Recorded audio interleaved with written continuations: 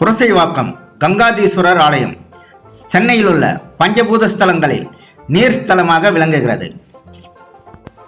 மூலவர் கங்காதீஸ்வரர், தாயார் பங்கஜவல்லி. இத்திருக்கோயிலில் தெப்ப உற்சவம், கார்த்திகை தீப திருவிழா வெகு விமரிசையாக கொண்டாடப்படுகிறது. இத்திருக்கோயில் பூரம் நட்சத்திரத்தில் பிறந்தவர்களுக்கு பரிகார ஸ்தலமாக விளங்குகிறது. இத்திருக்கோயிலை பற்றி முழு தகவலை தெரிந்து கொள்ள எமது திருத்தல பயணம் சேனலை பாருங்கள்.